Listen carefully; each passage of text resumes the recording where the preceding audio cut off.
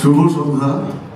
আসলে অনুভূতি তো সব পয়েন্টে, যারা পয়েন্ট দেখেন সেখানে আমাদের দৈনন্দিন অনুভূতির প্রকাশ থাকে যতটা রাখা যায় আর কি। এছাড়া আসলে আমার অনুভূতি বলতে গেলে আমি তো সব কিছুতেই একটু অনিয়মিত। বেসিক্যালি আমি অ্যাসিস্ট্যান্ট, অ্যাক্টিংটা একটু করি টুকটাক। অ্যাসিস্ট্যান্সি করতে গিয়ে নানান কিউরিসিটি থেকে জড়ায় গিয়া আমি অ্যাক্টিংটার সাথে জড়াই গেছি। তো ব্যাচেলর পয়েন্টের প্রথম সিজনেই আমার আসলে পয়েন্টে ঢোকার একটা পরিস্থিতি তৈরি হয়েছিল।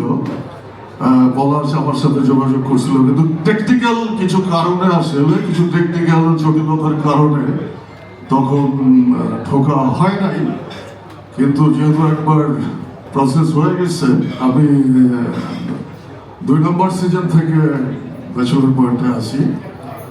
তো সেকেন্ড সিজন থেকে ঢোকার ব্যাচেলর পয়েন্টে ঢোকার সময় থেকেই ব্যাচেলর পয়েন্ট আমার কাছে একটা উৎসবের মতো আমার। এবং ব্যাচেলর পয়েন্টের প্রত্যেকটা ধরেন শুটিং ডে হোক, তারপরে অন্যান্য যে কোনো রকম কমিউনিকেশন হোক, তো আমি একটু অসামাজিক টাইপের মানুষ, পজিটিভলি অসামাজিক। তো ব্যাচেলর পয়েন্টে জড়ানোর সাথে সাথে এই উৎসবটা আমার জন্য একটা অনেক উৎসব মানেই তো আনন্দের ব্যাপার।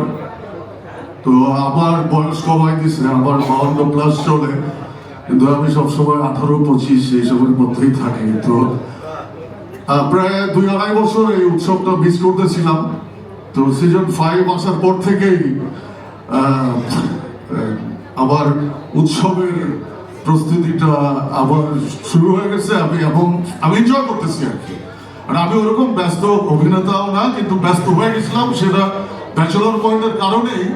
কিন্তু সিজন 5 আসার পর থেকে, 5-এর প্রস্তুতি হওয়ার পর থেকে আমি আসলে অন্যান্য অনেক শুটিং আমি আমার ব্যক্তিগত কারণে, আমার ব্যক্তিগত ইনভলভমেন্টের প্রক্রিয়ার কারণে বা চেষ্টার কারণে আমি একটু বিনীতভাবে সবার থেকে একটু দূরে আসি। তো আমার উৎসব চালু আছে। তো আপনারা যারা এখানে আমাদের বন্ধু বান্ধব জেনারেশন পরম্পরায় যারা সাংবাদিক ভাইয়েরা আছেন, বোনেরা আছেন, বা বোনেরা নাই দূরে আছেন, তো সবাইকে এখানে যারা আসছেন সবাইকে শুভেচ্ছা। এবং কি সামাজিকভাবে আমি আর কিছু বলতে পারছি না। আমি উৎসব উদযাপন করি, আপনারাও আমাদের উৎসবের শরীর। তো ধন্যবাদ সবাইকে।